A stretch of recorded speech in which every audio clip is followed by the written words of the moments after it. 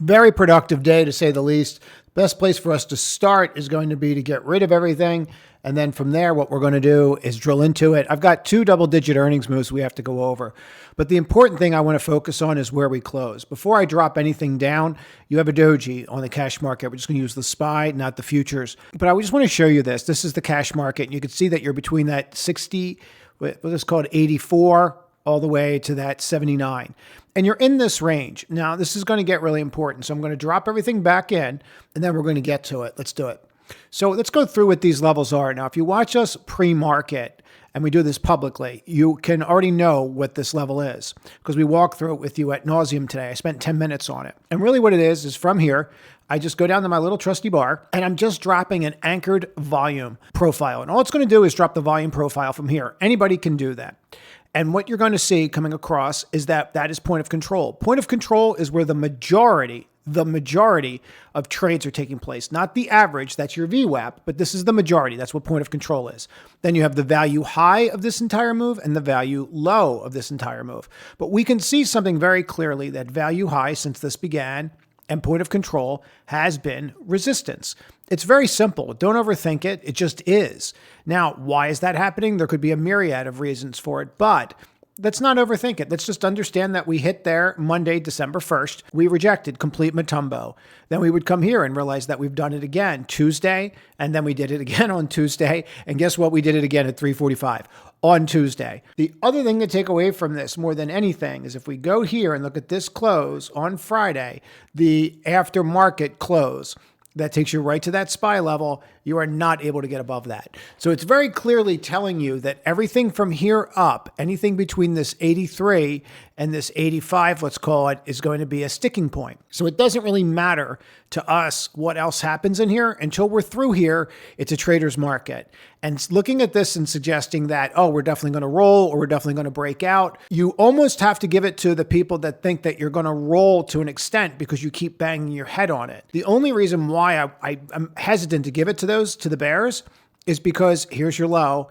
And then you take out a low, which is a higher low. You make a higher high, and you still don't break that low. So maybe if we got through that 79.34, I might feel a little differently and give more to the bears on that side. Drop this to an hourly before we get into it. And you can see that we're rolling over. We can see that pretty clearly. Let's get rid of this, and we're going to just drop it to the pre and the post. And we can see that rolling over, right? So it's not great. We are now at this point, we now are overbought. And now if we go here, we're just leveling off, but we're not in any real harm's way here. We're actually making a higher high on the RSI. And if we look at this on the 4 hour, and I'll clean up all my nonsense for a second. We just talk about it for a second and just look. Because I do think it's important. If we really just looked at that breakout from Wednesday, the 26th, and again, from when you gap over this control bar, over this into that close on Wednesday, that's really all you've done. That's it. And we've done the perfect undercut here. And all we are is in this base, trying to figure out, are we going to break out? Are we going to come back and pull back? And we don't have anything definitive. I will say earnings overall are fairly good, but you are rudderless right now, and we're seeing that. Now, I think there's a couple reasons for that. We've gone over those. We're going to address a couple more tonight, but I'm going to give you some technicals to look at that I think will shape things up for you. I don't think that you want to think of anything more than this range that we're talking about if you're looking at the SPY. I think anything else, candidly, is going to be a waste of your time. I'm going to show you this on a 5-minute. So the GL, that's your gamma level, and that's at 680. And you can see how we've been playing with that over and over again. My hope with this level, where we're at right now, my hope is that this level drops down, point of control drops down, and it starts acting as a buoy underneath of us instead of, or a ball, I should say, since I can't pronounce buoy correctly, a ball underneath of us instead of a weight above us, pushing us under the water. I'd rather be pushed up through the water, right? Hope that makes sense. And you can see our levels here. It's not really rocket science when we zoom in on it, but I just think it helps to note. And this is exactly what we talked about on Monday. Like, hey, this is our area. This is where we'd want to get out of this. And this is certainly an area where we would want to what? Watch that hard reject, hard reject, hard reject, hard reject. Say it with me, hard reject. So until you're through that, until you start closing over that emphatically, and maybe, just maybe, that's not going to be enough because we've already done it. Maybe we need to start seeing something like this where we are popping over, popping like it's hot, back down, retest, and then goes. Maybe we need some of that action. because right now we definitely have to focus on this and try to figure out what is the real thing here. Like, what is the real thing? Are we going to break through or are we going to roll over? And I don't think it's as clear. I don't think we're taking out the lows. I'll be real clear about that. Right now, barring news, I don't think we're taking out the lows. But let's look at this on the Qs before we get into some of the technicals and then some of these other charts about some of these names that are rocking after hours, because there's a couple here you're definitely going to want to be aware of before tomorrow. So if we look at the Qs, very similar setup. Let's turn this off and we're going to click on this little eye and that's going to take everything off for us. Yay. And then we're going to see the long down bar, the undercut from October 10th, and we're just going to look at it for a minute. And you'll see it. You broke down, you closed from that day, Wednesday, November 12th, and you're over that today. Now, you can say anything you want about today. You have a higher high. So I can say anything I want about this gap. I get it. It didn't do as much as people wanted it to do today. I get it, but there's your gap. And everyone's on the side of fear right now. So if we are to really look at what the Qs are doing, and I think this is very important, even if you have these lows here where this would be a distribution day, clearly you made a higher high, so it's not. But if you were to look at this and say, all right, what's transpired since this control bar on Thursday when we had what was referred to as capitulation, right? We talked about this. We have to undercut and then see what happens from there. And there's your undercut. Let's see what happens from there. Doji, flip the doji. Flipped right back into that volume low, and then we are sitting on point of control and that obviously value high. So why is this important? Let's go back to this for a second and clear it off. Every open and close has been green on the Qs. Every open and close has been green on the Qs. As people are sitting there going for the end of the world every single day, buy the open, sell the close, buy the open, sell the close. Every day it's worked. And when you start to see that, it's just consistent buying. Because if it wasn't consistent, even if it just means it's getting tired, no matter how you look at it, it's still consistent buying. So we can all talk about this. You guys love talking about your low volume. I don't know what they're going to say today now that the volume's starting to pick up, but they'll come out with something, another reason why it's going to go down. But when you start to look at this, like your volume's there. It's all green, it's there, and all people keep talking about is it's low volume. Up is up, price is price. You might not like it, but you also have to understand that when you have exhaustive selling and you have an exhaustive selling bar, and you put a bottom in, you don't get a lot of volume after that. I don't know who told these people to expect huge volume, huge buying. Oh, you get huge buying after. Why would you get huge buying after all the sellers are exhausted? Because they all think they made a mistake? Now, if you look at any real correction, right? Any real correction where you've dropped, you always have below average buying when you're putting a bottom in. Like I unless it's news, unless it's a news event, like back here when we had oops, I'm just kidding about tariffs, right? Besides like the oopsie, we had too much winning, too much liberation. We got to put a halt to it, something like that. But if you go back and just take a look at, I don't know, let me find one. So if you go here we are, August 1st, right? Sky is falling. We got to get out. Everybody's out. Where's your volume? It's below average, but that's not what they're saying on Twitter. Okay. They also told you that MicroStrategies was going to miss payments and had to sell Bitcoin. And now it's $30 in everyone's face. Anyway, so you could see here how that marked off. Look, below average volume. Oh, look how that marked off. Oh, look, below average volume. But I guess this time it's going to be different. God, I sound cranky. But so what you tend to see after a bottom is the sellers are exhausted. Institutional sellers do not think they're wrong when they sell. They don't think they're wrong. They think they have to sell. That's why you get light buying unless you have some kind of news that changes things. Here, where, mission accomplished, and then we're going to reverse course and for 90-day pause, you're going to get a change in trend and you're going to see massive amounts of volume. But if you're just a regular meltdown, look at the meltdown here, August 5th, 2024. Look at the volume, how it's not anywhere near our line after that. It's consistently like that, and it's really important for people to get that. So if you learn nothing from tonight, now you know that. And you guys can all just drop it in the comments and just, you can disagree with me. That's fine, but I'm right. Anyway, let's get back to it. So if we go back here and look at our key levels, there's one thing that I definitely want to point out that I think that you guys don't know, or maybe some of you do, but up in here, your call wall kept moving up. So if they're moving the call wall up, they're not worried. They don't feel the need to come down and hedge themselves. They're moving it up and up and up, which gives you a wider berth into here. So I think that's super important for us to get. And then if we start looking at it from this perspective, let's clean all this off for a sec. If we start looking at it from this perspective, we're going to have to start thinking about where are we going to go next. And obviously the key is to get back up to this 626 as soon as humanly possible. Whether we do or we don't this week remains to be seen. I have some things out there that are somewhat concerning. I'll review some of them now.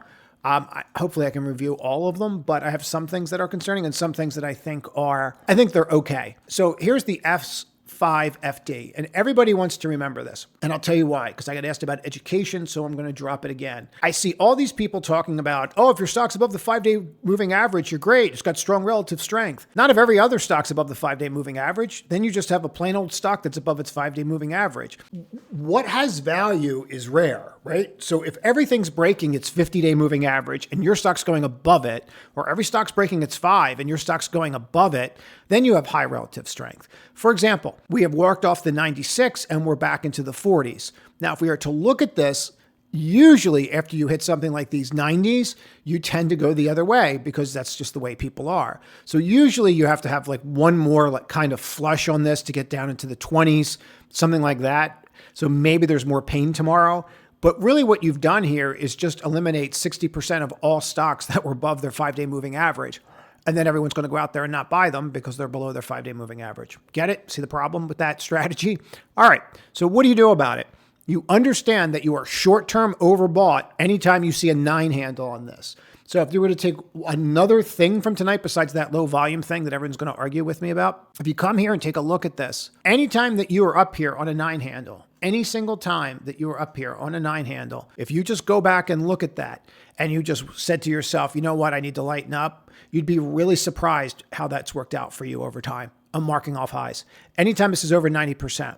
You certainly don't want to be buying stocks over and think that you have the cat's pajamas, because you certainly don't. So just keep that in mind. Now, with this working its way down, that's exactly what we want to see. Now, is good is that the VIX dropped. So the VIX kept dropping today. That's a good sign. It didn't take out a lower low. And this is kind of bothering me. So I'm trying to be positive, but it's bothering me.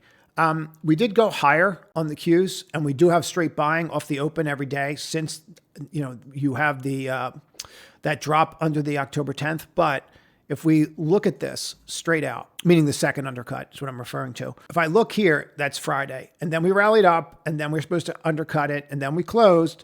But you notice that we didn't close under it. So we actually stopped there. So I don't know how I feel about that. Not great. Honestly, I wish we undercut it, at least undercut it and got back to 15. It is what it is. It comes right back to this level, and we're not breaking that breakout from October 10th. So why does that bother me? Because that's the October 10th that started this whole thing. And for whatever reason, whatever triggered us there, was whether it was double secret, tariff, probation, or whatever it was, from that level, you can see when we get down to here, what happened last time? The flim flam, and they rolled us right back down. So if we were to look at this for a second and then just do something simple, like just compare them to one another. And what we'll do is we'll just take the S&P right here. We'll throw the SPX in, and we'll bring this back, and we'll go, all right, well, let's look at this October 10th. Great, that puts me here. And then we can see the moves, and that's going to take it to the 17th. And then if we go and take a look at the 17th, we can see that right in here. Okay, so all this was that spike. And then we came all the way back down to October 28th. And then we'd go, well, where's October 28th? And I'd go, well, I'm glad you asked. October 28th is right here. And that is the high. Okay, so that was the high in there. Okay, and then what happened? Well, then we fell apart, and we have to November 20th, which is right here. Okay, the good thing is the undercut here is not higher than this, which is actually good because that means we have a divergence, meaning the undercut did not give as much panic and fear as the first time, which is good. That's a divergence. Lower, high, lower, low. So that's a positive divergence. I'll take it. If you had more fear on it, it could be an issue, but that is positive. But then we walk our way all the way back down, and we come back to that October 10th level. We do the undercut, and then from there, what do? We start selling off, and we're selling off right to the same level as when we peaked before. So then this begs the question, when we look at this, we'll go back to a 1 here for a second, and I'm going to get off the VIX now and just drop it down to this. Stay with me. And now I'm going to clean all this off, and let's just do something simplistic. And let's take the top of this bar right here, get rid of the magnet, and we're just going to take the top of that bar, and we're just going to drop a simple line down, and we're just going to watch that line. Now, this could be an issue. And this is the issue that I think we have to watch. Bonk, bonk, bonk over, and then we're fighting that. We need to get above this. How do you negate that? You have to get above this level right here. You need to make the higher high. Once we do that, we're in good shape. That's what we need to do. So that's something to watch tomorrow. And I think that you do really want to pay attention to that tomorrow. Also, today was on the S&P. If you have a doji yesterday and you have another one today, 2 dojis, like that's not great, guys. And on top of that, you have your first red close. You haven't had a red close. People are like, oh, but it's a doji. It's still red. Red is red, right? Very different than what you're seeing here. Okay. But it's still red, and it's still something that we have to pay attention to. So if we go to the next, we're going to have move. Now, what I like about move is that it fell down, and it's going to mimic that same exact pattern from the 10th over where it peaked and then rolled over all the way back down. So you have the same exact level. And this one actually hit a higher high, which is not great. But nevertheless, you made a lower low. And now you're still not undercutting. I would like to have undercut there a little bit. And we just did not do that. So that's definitely on my radar and certainly something I want to pay attention to. Apologies for the little beeps. Now, before I get into this thing, because it is telling me something that I think is pretty important, I just want to point out that the S5FI, which is stocks above the 50-day, if you take a look at this, you can see that you were up in the 60s and all you've done is come back down to 50. This is really important to get, and I'm going to explain why. And this is something else I think you should take with you. If we were dropping like a stone on the 5-day, which we are, and you were watching the 50-day and the 50-day was cutting through everything like a hot knife through butter, you have a problem. But what's happening is as the 5s are working their ways off from the 96 all the way down to like the 30s, let's call it 31 today. Yay. If we look at that from that level, and we're still at 50, which is good. Now we'll see where we are tonight. You're probably going to be above it considering the market was up, but you should be above it. We'll have to see that tomorrow. What you want to take from this, in my opinion, is that you're not falling like a stone. So before, when you were here on Wednesday the 12th, and then when we rolled over, everything imploded, right? Look how fast you got back over those 50s, and look how fast it stopped. That shows institutional support. So I think that you're still on that crux of we have a decision to make, and I've given you several levels to look at. So when you're out there going, well, tell me what to do. It's not my job. Your job is to, get the information, education, and make the best decision. Nobody knows what's going to happen. It's like reading, tea leaves. You make the best educated guess that you possibly can, and you go forward. If anyone tells you they know exactly what's going to happen, run away screaming. So if we take a look at the NDFI on the 50, I think it's super interesting that you're not even moving. Like you've parked. And I think that's really important to note the difference between this coming in and this parking. Now, why would that happen? Well, if you start looking and realize that defensive names, which came down today, right? Healthcare names, which came down today, are defensive trades. Okay. And they are in the S&P. They are not in the Nasdaq. So we're losing the defensive names. Stay with me. We're losing the defensive names, which means they're rotating out of defense and they're going into offense. All right, there you go. Now, how can we determine this? I'm glad you asked. So what we do is that's why I take this. I'm only going to go to 24 with it for time's sake, because I do want to go through some things with you just for 30 seconds here. Give me 30 more seconds. But if you take a look here, S5FI, NDFI, if you go and take a look at these peaks, right, you will note that when NDFI starts going sideways or pulling down, that you've bottomed. And you can go look at a chart and go look at April 19th, 2024. You can go look at this July 25th out to that August 5th level. Remember, that's when we were Japanese yen trade. This is when we had all that winning and liberation. This is what happened on the 5th. And you can see us leveling off, and that's what's happening there. All right, got it? Get it? Good. As always, I like when you guys share this video. It helps me out greatly. I'm trying to get in front of as many people as humanly possible to show them what they should really be focused on. If you look at AEO, they absolutely crushed. Absolutely crushed. They're selling the heck out of Sydney Sweeney and Mrs. Taylor Swift. Like they're really selling all that stuff. Go Birds. So what you want to focus on here is, can you get above that VWAP? And I don't know that you're going to be able to get above that. I really don't. So you're still fighting the tape in here, and we're going to have to see how that goes. I like it. I will say this. Tariffs were an issue. I'm long this. Tariffs were an issue. It is what it is. Every $20 million is equating to 150 basis points in gross margins now.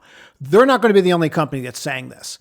So, but overall, very good quarter. Absolutely crushed, raised guidance. The only reason I think it's not up more is because they had gross margin problems. If the gross margins were just in line, but they weren't because of tariffs, I think we were looking at $27, $28 stock. After hours, Marvel bought a company. The conference call must be going exceptionally well, because when they started, it was not going well. So that looks like they've gotten it together. A couple other key things here that I know of. I'm not going to go through the things that I don't know of. PSTG, this really slowed down hard, and it was because their gross margins were off. But they guided everything in line. Everything for next quarter and next year in line. and even up in some areas. So this might be your sleeper. You might want to watch that one tomorrow for sure. The Marvel's surprising. That usually fades. It's a great fade. This one is eerily quiet, and if I was long or short, I probably wouldn't sleep. I have never seen CrowdStrike just have good earnings, fairly decent. I'm not on the conference call. I can't speak to it, and then just go sideways. I've not seen this before, so we're going to have to take this one with a grain of salt and go from there. This is just going to be my last thing on this before we wrap it up. I really think you guys need to do your own due diligence, even with this. I always say call your feed, where you get your value, where you don't get your value. But I was watching Twitter yesterday, and everybody was out there talking about, MicroStrategy, he's going to have to sell his stock. The guy was literally on camera, like laughing at people. And when these guys are out there, like, no, these are the facts. Institutions paid attention. We bought this yesterday. If you go watch yesterday's video, I'll link it at the end at like 160. We're up $22 on the trade. It's been a day. So it's really important for you guys to dig into this stuff on your own and do your own research. And it takes time to develop that skill. So don't expect to get it the first time. Give yourself some grace with it. That's it.